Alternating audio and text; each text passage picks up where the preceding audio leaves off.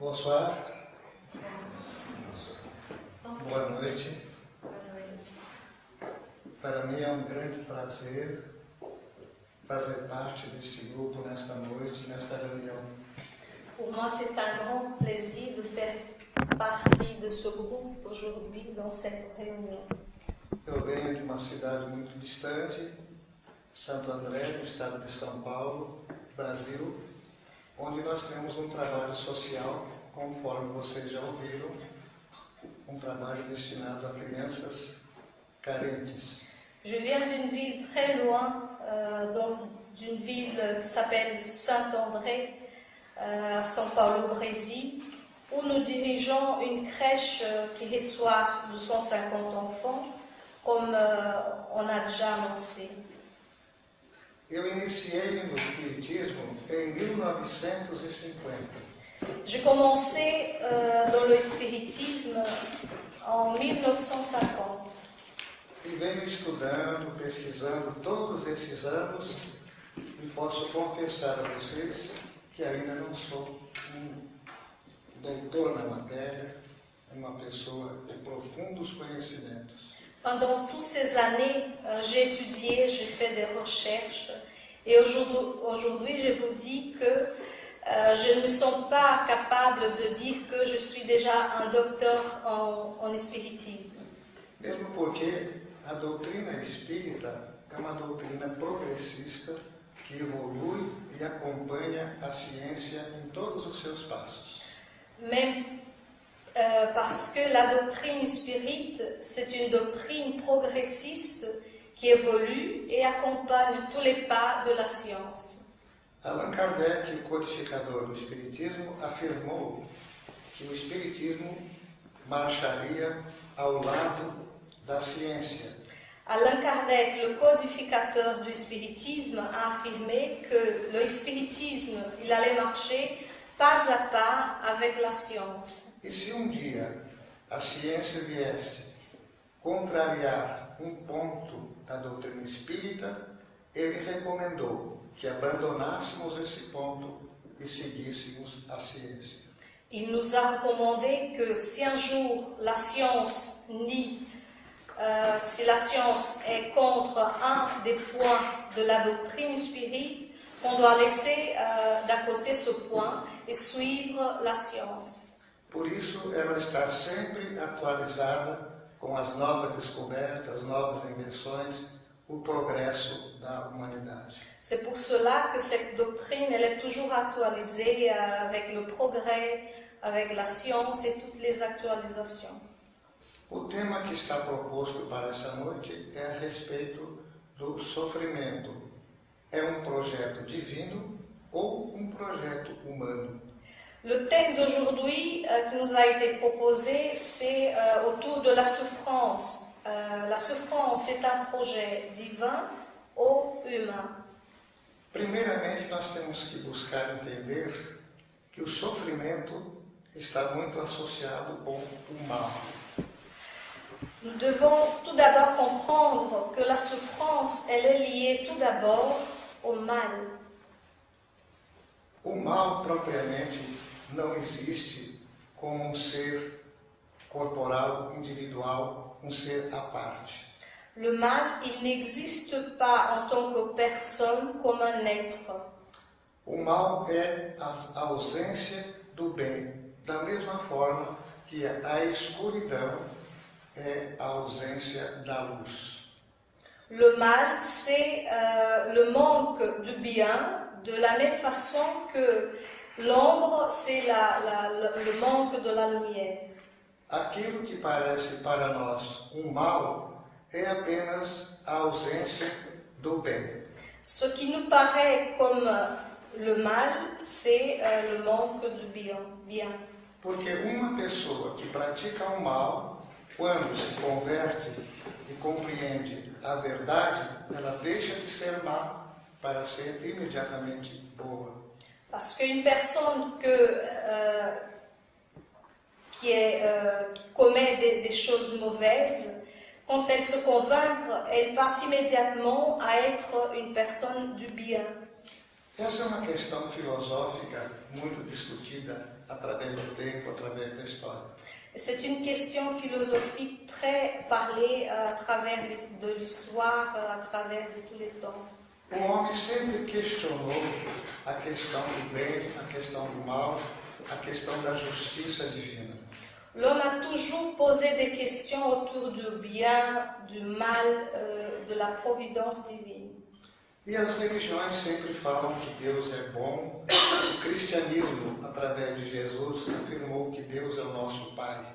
Les religions, elles parlent toujours que Dieu est bon. Et a última frase, o espiritismo. Et le spiritisme, il vient affirmer cela. Le christianisme. O cristianismo, sim, através de Jesus, né? À travers Jésus. Dessa forma, fica para nós muito difícil compreender que Deus, sendo Pai, sendo bom, possa ter criado o mal. De cette façon, il nous est difficile de comprendre que si Dieu est bon, comment nous faisons le mal. Da mesma forma, como entender justiça diante das situações que nós observamos na Terra.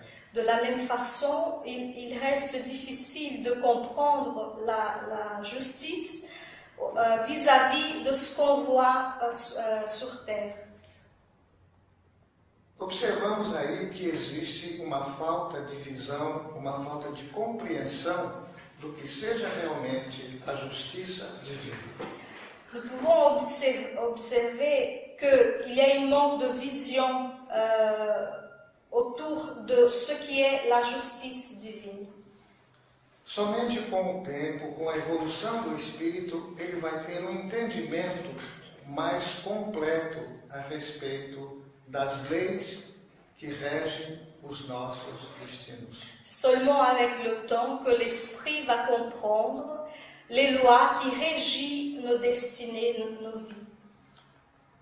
Através da história, nós sabemos que todo o universo é regido por leis. À travers l'histoire, nous savons que tout l'univers est régi par des lois, Tanto na parte material, como na parte espiritual. tant du côté spirituel que du côté matériel. Daí o sofrimento humano corresponde a um grau de evolução transitório, não definitivo. Et c'est alors que la souffrance humaine, c'est transitoire. A dor física é necessária para o ser humano ter consciência da sua própria sobrevivência, da sua conservação. La douleur humaine, elle est nécessaire pour que l'être humain il ait une conscience de sa conservation. A dor física, por exemplo, é uma necessidade para a nossa conservação, para a nossa sobrevivência. La douleur physique, comme j'ai dit, c'est une nécessité pour que nous puissions vivre, pour que nous puissions nous conserver. Vimos alguns casos na medicina de crianças que nascem e não têm o sistema nervoso, não sentem dor. Nous savons que dans la médecine, il y a des enfants qui naissent et qui n'ont pas le système nerveux, qui ne sentent pas des douleurs. Estas pessoas correm grande risco porque a dor é uma defesa. Ces enfants, ils sont en péril parce que la douleur, c'est une défense. E o homem desenvolve meios e recursos para se defender da dor. Et l'homme, il développe des moyens pour se défendre de la douleur. É o próprio instinto de conservação do ser. C'est l'instinct de la conservation de l'être. Há uma história a respeito da dor humana, um triunfo sobre a dor humana. Il y a une histoire sur la douleur humaine. la réussite sur la douleur humaine. A história da anestesia, por exemplo, é a história do homem superando, triunfando sobre a dor física. L'histoire, par exemple, de l'anesthésie, c'est l'histoire de l'homme que surmonte la douleur physique. Porque no passado o sofrimento físico era muito maior quando ainda a medicina primária não conhecia os recursos modernos, as técnicas modernas que nós temos hoje. Parce que dans le passé, l'homme, il souffrait plus que maintenant. Plus parce que l'homme n'avait pas inventé des techniques pour surmonter la douleur physique. Assim sendo, os cientistas pesquisaram através dos laboratórios até conseguir descobrir medicamentos, a própria anestesia, que alivia o sofrimento humano na parte física. Tentez cortar un peu la phrase. Muito longa. Oui, la phrase elle est très longue. Donc, c'est pour cela que les scientifiques, les médecins ont travaillé pour réussir à trouver des moyens pour que l'homme il souffre moins de douleur. Então, falando que o universo é regido por leis, estas leis são estabelecidas pela divindade.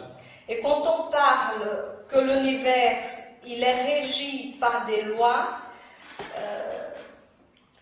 É de origem divina e não. toutes ces lois, elles s'originent de Dieu. Son origine, c'est divine. Porque naturalmente nós, humanos, também criamos determinadas situações que geram sofrimento. Parce que naturellement, nous, les êtres humains, nous créons des situations que nous génèrent de douleur. Sobretudo no campo moral, no campo espiritual. Surtout du côté moral, du côté spirituel. Porque as dores físicas podem ser atenuadas através da medicina. Parce que les douleurs physiques, elles peuvent être diminuées par la médecine, par des traitements. Mas o sofrimento moral não encontra apoio na medicina. Mais la souffrance morale, elle ne s'appuie pas dans la médecine. Daí surgiu a religião. A religião surgiu também em função da morte. Et de là surgit la religion. Et la religion surgit à côté de la mort. Porque se não existisse a morte, não haveria religião. Parce que s'il n'existait pas la mort, il n'allait pas exister la religion. A morte fez com que o homem pesquisasse, indagasse, buscasse saber a respeito da morte. La mort a fait que l'homme recherche, arrive à trouver des réponses au sujet de la mort. As religiões, portanto, têm fundamento na verdade, na busca da verdade. Alors les religions, elles sont fondamentées dans la recherche de la vérité. Portanto, fica aí colocado, nós temos dores físicas, sofrimentos físicos e sofrimentos morais, de natureza espiritual. Pourtant, on doit retenir qu'il y a des souffrances physiques, souffrances morales, souffrances spirituelles. Costuma-se dizer, na nossa linguagem espírita, que as pessoas buscam o espiritismo pelo amor ou pela dor. On a l'habitude de dire que les personnes, elles cherchent le spiritisme par l'amour ou par la douleur. Poderíamos generalizar isso com todas as religiões. As pessoas procuram Deus principalmente na hora da dor, na hora do sofrimento. On peut généraliser dans toutes les religions. Les gens ont l'habitude de chercher Dieu dans des moments de souffrance, dans des moments de douleur. O Livro dos Espíritos, que é o livro básico da doutrina espírita, Le livre des esprits, que c'est le livre de base de la doctrine spirite, trata, por exemplo, da lei da destruição. il parle par exemple de la loi de la destruction. La question 728. La question 728. Vous pouvez lire? Non, ça dépend. La destruction est une loi de la nature. Je peux aussi répondre. Il faut que tout se détruise pour renaître et se régénérer.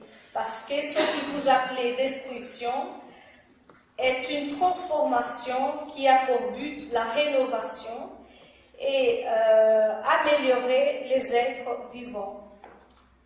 Portanto, onde nós, seres humanos, vemos destruição, dor, sofrimento, a divindade vê régénération. Pourtant, où on voit destruction, régénération, douleur, la providence divine, elle voit Renovação, transformação. rénovation, transformation, Progresso moral e progresso também espiritual. un progrès moral et un progrès aussi spirituel. Outra questão, 729, La question 729, é muito importante porque diz o seguinte: c'est très important parce qu'elle dit le suivant. é a regeneração. Si la destruction est nécessaire pour la régénération des êtres, pourquoi la nature les entoure des moyens de se préserver et de se conserver? Parce que la destruction n'arrive pas, pour que la destruction n'arrive pas avant l'époque nécessaire. Toute destruction anticipée retarde le développement du principe intelligent. Pour cela, Dieu donne à chaque être la nécessité de vivre et de se reproduire. Jesus afirmou: no mundo tereis aflições. Jésus a affirmé, en ayant au monde, vous auriez des afflictions. Parece que o sofrimento acompanha o ser humano desde os tempos primitivos. Il paraît que la souffrance, elle accompagne l'être humain depuis son principe. Isso quer dizer que ele deve ter uma função em nossas vidas. Cela veut dire que la souffrance, elle doit être une fonction de notre vie. Uma função útil que nos impulsiona para o progresso. Une A fonction busca da libertação. utile qui nous impulsionne vers la recherche de la libération. Porque Jesus também afirmou: conhecereis a verdade, e a verdade vos libertará. Parce que Jésus a affirmé aussi, connaîtrez la vérité et la vérité vous rendra libre. Questão 731. Dans la question 731, pourquoi, à côté des moyens de conservation, la nature, au même temps, a mis des agents destructeurs? Le remède à côté du mal. Nous avons déjà dit, c'est pour maintenir l'équilibre et servir de contrepoids. Isso mostra que a dor, o sofrimento, exerce em nós uma motivação para mudanças, para buscar a defesa, a conservação. Cela nous montre que la douleur, elle nous donne un moyen de se défendre et pour que nous puissions rechercher des moyens de changer. O progresso e a evolução humana seria muito mais lenta se nós não fôssemos, eu vou usar um termo, empurrados, forçados pela dor, pela necessidade. Le progrès humain, il serait beaucoup plus lent si on n'était pas impulsé par la souffrance. Por exemplo, o homem, na antiguidade, muito remota, caminhava. Par exemple, l'homme dans l'Antiquité, il marchait. Observou que havia animais que ele poderia utilizar sobre o seu lombo, caminhando, cavalgando. Il a observé qu'il y avait des animaux qui pourraient l'aider à faire le transport un peu plus vite. Observando as leis da natureza, observou que, por exemplo, no rio, Et il observait aussi la loi de la nature. Ils ont vu que dans les rivières, dans les mers, a madeira passava, como se diz por cima? Nadava. Flutuava, né? Flutuava. Ils ont appris que le bois, elle flottait sur l'eau. Então ele utilizava madeira para poder atravessar o rio, para andar pelos rios.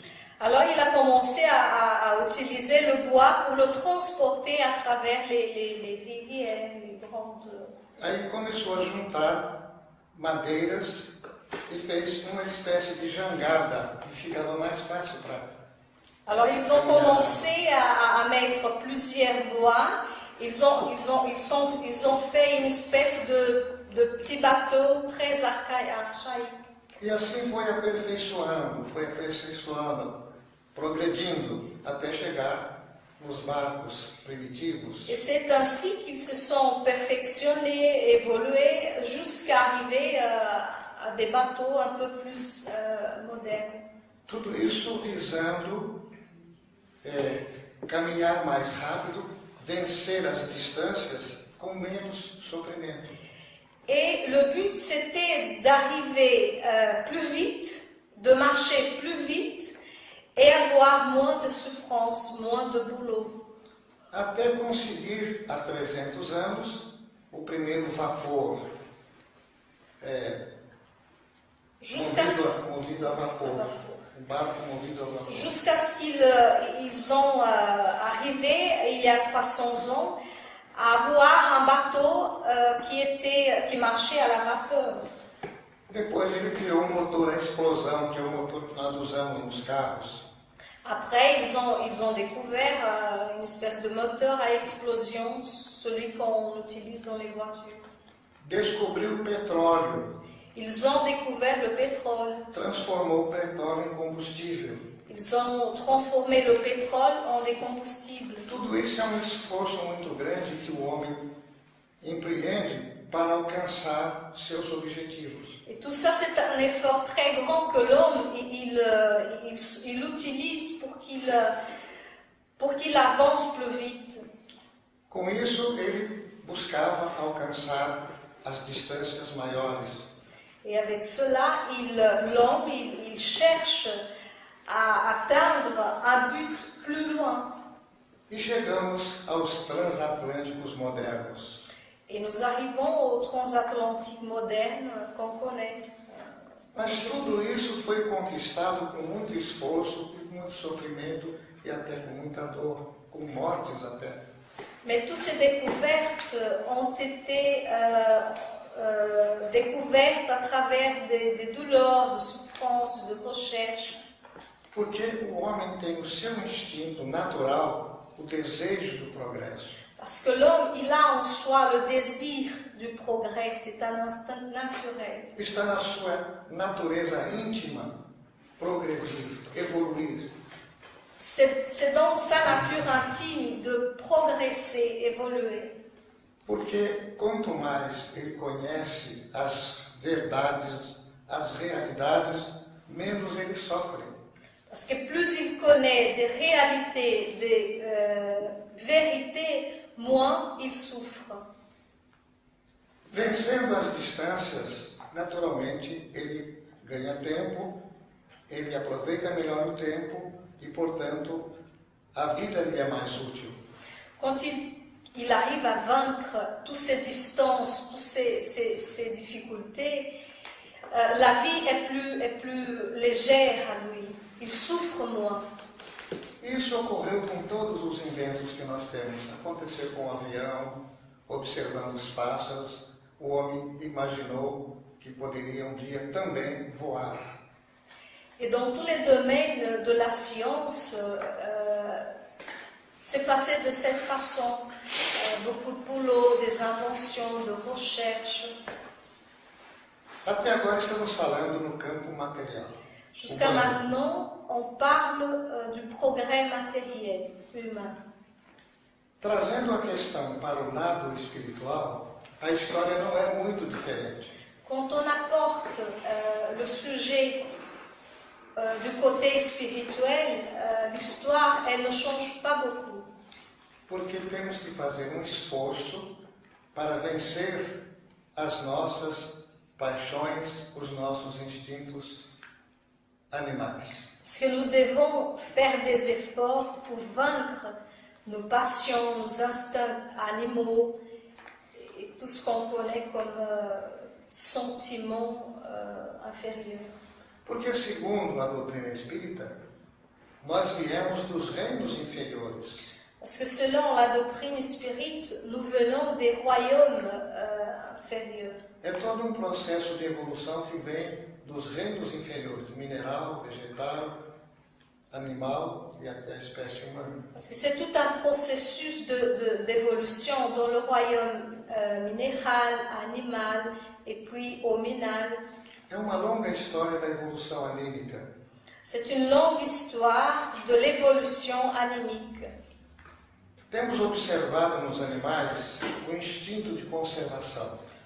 Nous pouvons voir chez les animaux leurs instincts de conservation. Nós herdamos da animalidade esse instinto de conservação. Nous héritons de l'animalité cet instinct animal. Daí a necessidade que nós temos de preservar a nossa vida na matéria. C'est de là que nous avons la nécessité de préserver notre vie dans la matière. Porque isso é muito importante para nós, em cada encarnação, conseguir um passo a mais na evolução. Parce que c'est très important pour nous, dans chaque incarnation, monter à un degré de plus vers notre évolution. Mas nós vamos constatar que uma grande parte do sofrimento que nós temos Mais nous allons constater qu'une grande partie de notre souffrance provém do nosso livre-arbítrio. vient de notre libre arbitre. O uso indevido, o desconhecimento das leis de Deus faz com que nós, não seguindo as leis, sofremos as consequências. Quand on ne connaît pas beaucoup les lois divines et quand on utilise du côté négatif, fait de sorte que nous souffrons plus. Porque nós temos uma lei muito importante, que é a lei de causa e efeito, a lei da ação e da reação. Parce que nous avons une loi qui est très importante, la loi de cause et effet, la loi de l'action et de la réaction. Todos nós somos portadores do livre ao arbítrio. Nous tous, nous avons chez nous le libre arbitre. Por menor que seja a nossa vontade, ela é livre. Nós somos livres para agir. Pour plus petite qui c'est notre volonté, nous sommes libres pour agir. Mas respondemos pelas consequências das nossas ações. Mais nous répondons aux conséquences de nos actions. É uma lei antiga que os orientais chamavam de karma, uma palavra sânscrita. C'est une loi ancienne que les orientaux appelaient de karma, un mot sanskrit. O sofrimento moral, de um modo geral, é nossa criação, por ação humana. La souffrance morale, c'est nous qui créons, c'est humain. Assim, por exemplo, nós temos fontes de sofrimento criado pelo próprio homem. Et nous avons de sources de souffrance créées par le propre homme. Por exemplo, a pena de morte, uma criação do homem para praticar justiça.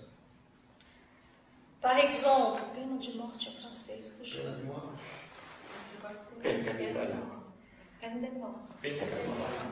Par exemple, la peine capitale, la peine de mort, c'est nous qui avons créé cette loi. Pour pratiquer la justice.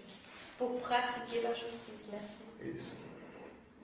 Na verdade, é um desconhecimento que o homem tem das leis universais que regem os nossos destinos. Dans la vérité, c'est parce que l'homme il ne connaît pas bien les lois universelles.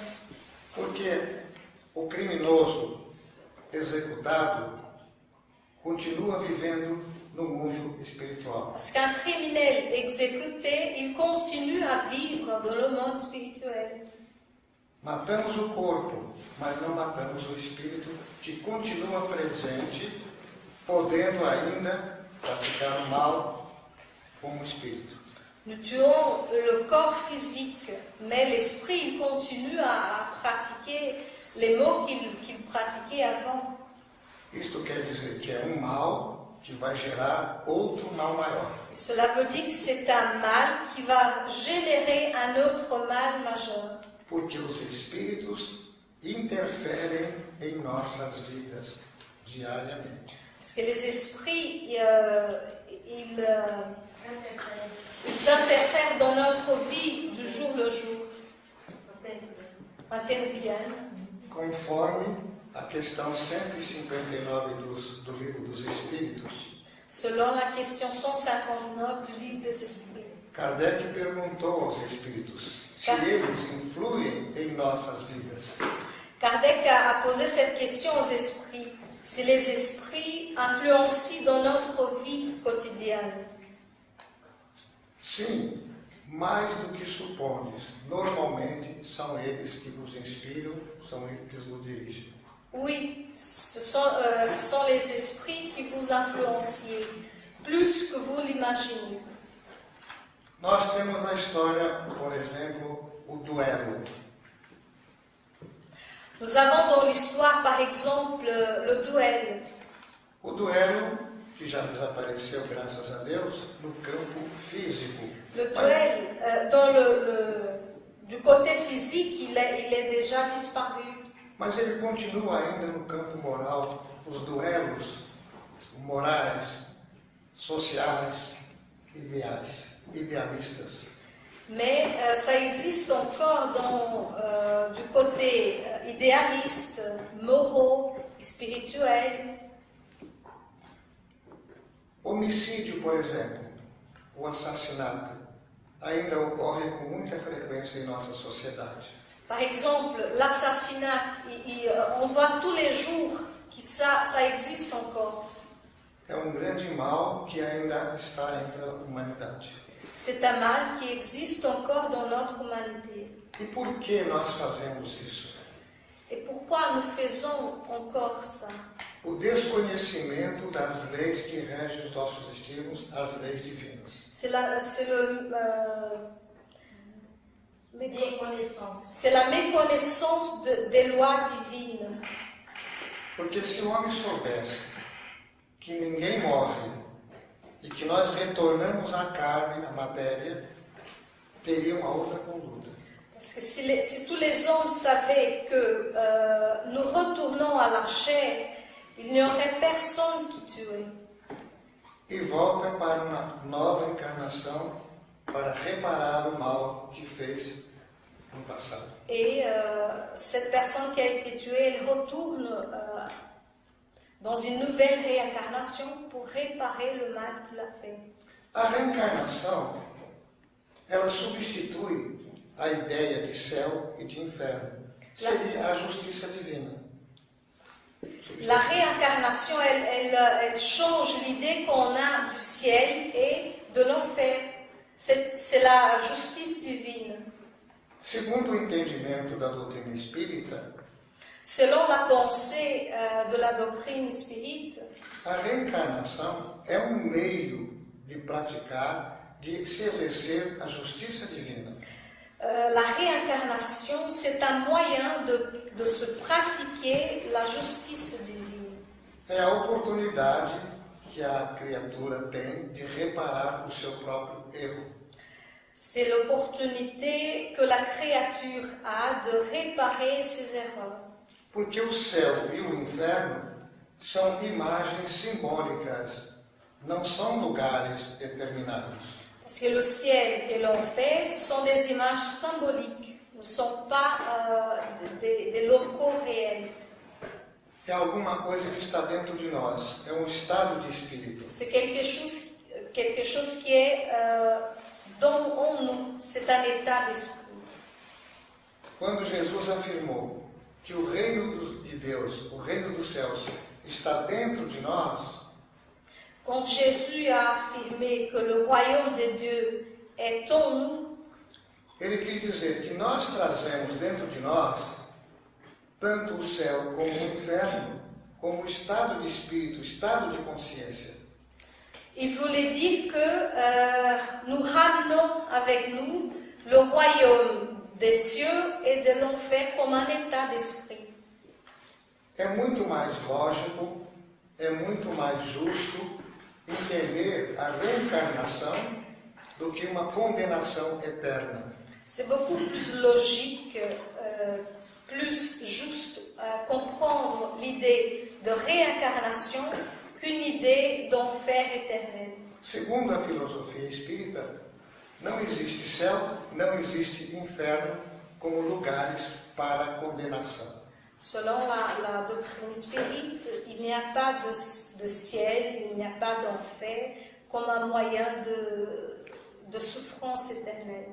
Jesus disse que nós deveríamos ser perfeitos como o Pai Celestial é perfeito. Jésus a dit aussi que nous devrions être aussi parfaits comme le Père célestial il est. Como nós poderíamos ser perfeitos numa única existência? Comment est-ce qu'on pourrait être parfait dans une unique réincarnation? Isso é totalmente impossível para o ser humano. C'est complètement impossible par un être humain. Daí, a reencarnação promove o espírito para a evolução contínua. Alors, l'idée, c'est de promouvoir l'esprit à une évolution continue. Nós não sabemos qual é o limite, qual é o fim da evolução. Nous ne savons pas quelle c'est la limite de l'évolution. O importante é saber que nós progredimos, que nós vamos viver, que nós somos eternos. L'important, c'est de savoir que nous allons évoluer, nous allons progresser, nous allons apprendre. Isto é o lado consolador da doutrina espírita. Et ça, c'est le côté consolateur de la doctrine spirite. Que todos nós vamos continuar vivendo apesar da morte, Que nous tous, on va continuer à vivre après la mort, malgré la mort. vamos reencontrar as criaturas amadas, nossos entes queridos, nossos familiares, Nous allons rencontrer nos chers aimés, bien-aimés, les gens qu'on avait connus sur la terre. e vamos tirar da mente aquela ideia de que morreu, descansou em paz Et eterna. nous allons enlever de notre conscience que si on est mort, on va se reposer. Temos notícias através da literatura espírita, pela psicografia, Nous savons, à travers la psychographie, à travers la littérature spirite, informações dadas pelos próprios espíritos, como é o caso das obras espíritas que estão expostas, des informations ramenées par les propres esprits désincarnés. e também está bem colocado no livro Céu e Inferno de Allan Kardec, Os Espíritos Voltando. Et dans le livre Ciel et Enfer d'Alain Kardec, il y a les expériences des esprits qui viennent pour donner parler sur leur expérience. Ali há uma série de depoimentos de espíritos, irmãos nossos que viveram na Terra e que voltam para contar as suas experiências. Il y a toute une série dans ce livre de témoignages des esprits que se sont désincarnés et qui retournent pour parler de leur expérience. Vários tipos de criaturas humanas que morreram nas mais diversas circunstâncias. Plusieurs sortes de créatures humaines qui sont désincarnées dans des différents endroits, différentes situations. Ali há casos de espíritos de pessoas que foram executadas na guilhotina. Il y a des cas des esprits qui ont été guillotinés. Pessoas que morreram em acidentes, pessoas que morreram idosas. Il y a des gens qui sont désincarnés âgés, il y a des gens qui se sont désincarnés par des accidents. Crianças que morreram, crianças, jovens, idosos. Des enfants, des jeunes, des personnes âgées. Pessoas de todos os tipos humanos, ali tem uma forma, um modelo como depoimento desses espíritos. Il y a des personnes de tous les modèles sociaux, on peut rencontrer dans ce livre. E ali também há aqueles espíritos que sofreram aborto. Il y a aussi dans ce livre des esprits qui ont souffert l'avortement. Leur maman les ont avortés. E o aborto é uma forma de morte, de sacrifício daquele que vai nascer, que gera muito sofrimento futuro. Et l'avortement, c'est un moyen de souffrance très très dur pour celui qui allait réincarner. Esses espíritos ficam vagando, ficam atormentando aqueles que praticaram o aborto, aqueles que impediram o seu renascimento. Et dans la plupart des cas, ces esprits qui étaient empêchés de renaître, ils obsèdent les personnes qui l'ont empêché de réincarner, qui l'ont avorté. É um tipo de sofrimento criado pela criatura humana, que não vem de Deus. C'est une sorte de souffrance créée par la créature humaine. Ça ne vient pas de Dieu. O mesmo ocorre com o suicídio, que é um grande crime que a pessoa comete contra a sua própria vida. Ça se passe aussi avec le suicide. La personne qui se suicide, elle crée des grandes souffrances pour elle-même. Ele terá que voltar, reencarnar em circunstâncias muito piores. Il devra réincarner, retourner dans des circonstances très très lourdes, différentes et plus difficiles que celles qu'il avait. Se a criatura humana tivesse consciência das leis divinas, Si la créature humaine elle avait la conscience des lois divines, teria muito mais responsabilidade nos seus atos elle aurait plus de responsabilité dans ses actes e evitaria muito sofrimento. et elle allait éviter beaucoup de souffrances. A eutanásia, por exemplo, L'euthanasie, par exemple, é um caso que gera sofrimento para o espírito. c'est un cas qui génère de souffrance pour l'esprit. As pessoas pensam que praticando a eutanásia vai livrar a criatura do sofrimento, estão completamente enganadas. Les gens qui pensent qu'en pratiquant l'euthanasie, il va sauver la personne, il est complètement dans le noir. Ninguém tem o direito de tirar a vida de outro ser. Personne n'a pas le droit d'enlever la vie d'une autre personne. Qual é a necessidade do sofrimento? Quelle est la nécessité de la souffrance? No caso da eutanásia, as pessoas dizem que vão praticar uma morte caridosa. Dans le cas, dans l'euthanasie, les gens, généralement, ils disent qu'ils vont pratiquer une bonne chose à la personne, qu'ils vont couper leur souffrance. Na verdade, aquele sofrimento que a criatura está passando faz parte do resgate evolutivo. En vérité, la souffrance que cette personne elle passe, ça fait partie de leurs épreuves. Está no seu programa de resgate, no seu programa de vida. Cette souffrance est dans son programme réincarnatoire, son programme de vie. Mas para isso é necessário que a pessoa compreenda a reencarnação. Et pour cela, il est nécessaire que la personne ait comprendre la réincarnation. E a sua finalidade, Et, que é o progresso do espírito. et sa finalité, qui c'est le progrès de l'esprit. Jesus havia afirmado: bem-aventurados os aflitos.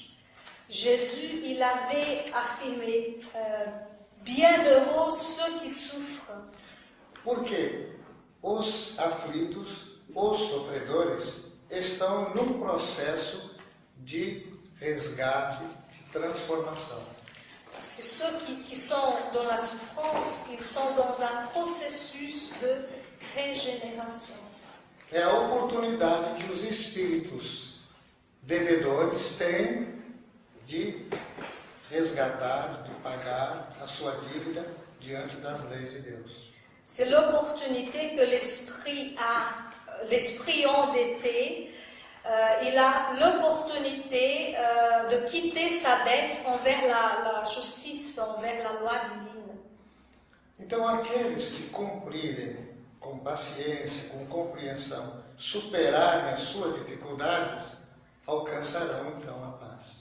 Alors ceux qui accomplissent le but, qui souffrent et qui profitent de cette souffrance, ils vont atteindre le progrès moral. Quanto mais se compreende, menos se sofre. Plus on comprend, moins on souffre. Quanto mais evoluído o espírito, menos ele sofre. Plus évolué l'esprit est, moins il souffre. Porque ele tem um entendimento a respeito da função do sofrimento. Parce qu'il a une compréhension de la fonction de la souffrance. Que o sofrimento tem uma função, exerce uma função no processo evolutivo do ser. Et que la souffrance exerce une fonction dans notre processus d'évolution. E o sofrimento é por um período determinado, não é eterno. Não existe penas eternas. Et la souffrance, c'est pour une période déterminée, c'est pas éternel. Il n'y a pas de souffrance éternelle. À medida que o espírito vai assimilando as leis divinas, que vai promovendo uma mudança interior, à mesure que l'esprit il commence à comprendre la loi divine, comment ça fonctionne, son mécanisme, vai diminuindo as dificuldades. les difficultés, elles diminuent. Porque tanto o sofrimento como todas as dificuldades são para nós um desafio para o nosso progresso. Parce que toute la souffrance, toutes les difficultés qu'on a, c'est un défi qu'on doit vaincre. Como nós dissemos, o progresso nasceu em função das dificuldades, dos desafios. Comme on avait dit, le progrès, il est né selon notre nécessité. Em todos os campos da atividade humana, nós notamos que a criatura humana luta contra as dificuldades, contra os obstáculos. Et dans tous les secteurs humains, on voit que les créatures, elles luttent pour atteindre un but, pour améliorer son état. Ele procura triunfar sobre todas as dificuldades e conseguir o êxito, o sucesso em tudo aquilo que empreende. Et cette créature, elle cherche à triompher dans tout ce qu'il recherche, dans tout ce qui le fait évoluer. Nós temos conseguido muito progresso no campo material. Nous avons eu pas mal de progrès du côté matériel. Grandes têm sido as conquistas no campo da tecnologia, da engenharia, da medicina, de todas as ciências. Les conquêtes dans le domaine technologie, des sciences, ça c'est très grand. Mas ainda não encontramos uma fórmula para nos livrarmos do sofrimento moral. La médecine, elle nous aide à diminuer la douleur physique, mais pas la souffrance morale. Por isso que Jesus afirmou: conhecereis a verdade e a verdade vos libertará. Et c'est pour cela que Jésus nous a dit, connaîtrez la vérité et la vérité vous rendra libre. Nos libertará de todas estas aflições e todas as nossas limitações.